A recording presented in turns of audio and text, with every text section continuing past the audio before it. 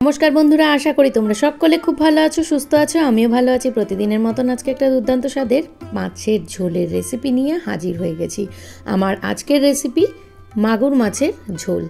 मागुर माछेर एई झोल हय किन्तु भीषण सुस्वादु एबं जेहेतु एइटा एकटा ज्यान्त माछ आमादेर प्रत्येकेर किन्तु शरीरेर जोन्नो भीषणই उपयोगी एबं बाच्चादेर जोन्नो तो आरो उपयोगी। जे कोनो छोटो बाच्चा 2 बछर 2.5 बछर ताराও কিন্তু এই রকম মাগুর মাছের ঝোল দিয়ে কিন্তু ভালো করে তাদের খাওয়ানোও যেতে পারে বা শরীরের জন্য কিন্তু সেটা খুবই স্বাস্থ্যকর। তো চলো আমার এই মাছের রেসিপিটা আমি কিভাবে তৈরি করছি সেটাই আজকে তোমাদের সাথে শেয়ার করব। সবার প্রথম বাজার থেকে আনা এই মাগুর মাছগুলো কিন্তু খুব ভালোভাবে ধুয়ে নেওয়া হয়েছে। মাগুর মাছ, শিং মাছ এই ধরনের মাছগুলো কিন্তু বাজার থেকে আনার পর বেশ কিছুটা হলুদ মাখিয়ে রেখে দিলে এই মাছের গায়ে যে লালা জাতীয় জিনিসটা থাকে সেটা কিন্তু বেরিয়ে যায়। তারপর ধুয়ে নুন হলুদ মাখিয়ে রেখে দেওয়া হয়েছে। এই রান্নার জন্য নিয়ে নিয়েছি একটা কাঁচকলা, নিয়ে নিয়েছি অর্ধেক পেঁপে আর নিয়েছি একটা আলু। সবগুলোকেই ডুমো ডুমো করে কেটে নিয়েছি। এই রান্নার জন্য কিছু মশলা লাগবে। নিয়ে নিয়েছি 2 চামচ মতন জিরের গুঁড়ো, 2 চামচ হলুদ গুঁড়ো, 1 চামচ মতন নুন, সামান্য দিয়েছি কাশ্মীরি রেড চিলি পাউডার।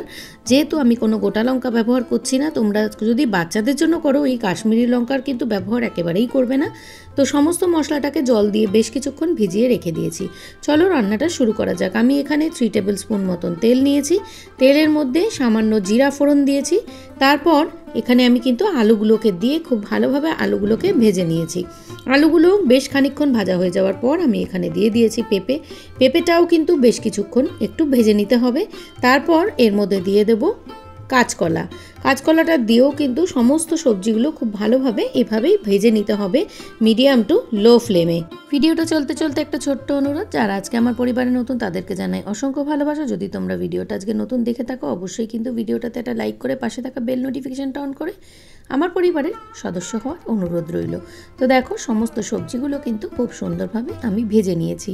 আর এই মাগুর মাছের ঝোল কিন্তু যে কোনো মানুষের জন্যই কিন্তু ভীষণ উপকারী।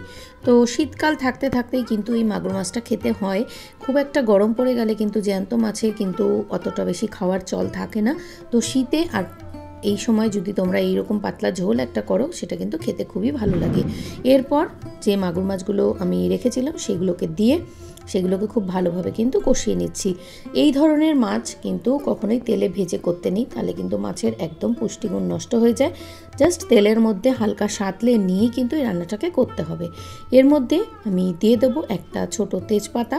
তো তোমরা চাইলে এখানে 2-3টেও দিতে পারো। আমি এখানে একটাই তেজপাতা দিয়েছি আর দিয়েছি আদা কুচোনো।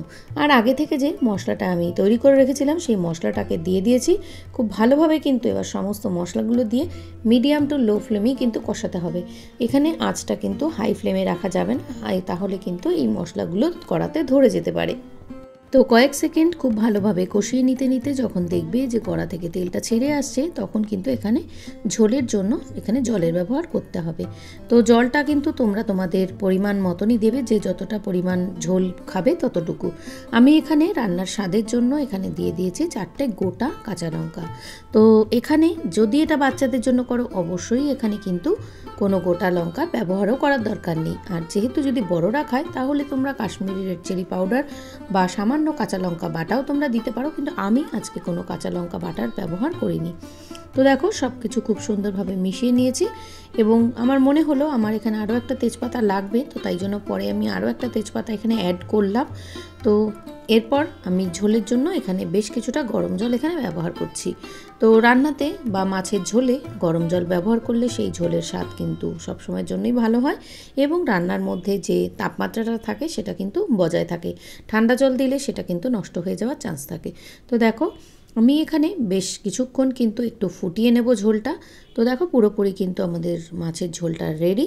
একটা ঢাকা চাপা দিয়ে 5 থেকে 10 মিনিট রাখার পরেই যখন দেখলাম যে সবজিগুলো আমাদের সেদ্ধ হয়ে গেছে তখনই আমরা নামিয়ে নিয়েছি। তো চলো আজকের ভিডিওটা এই পর্যন্তই।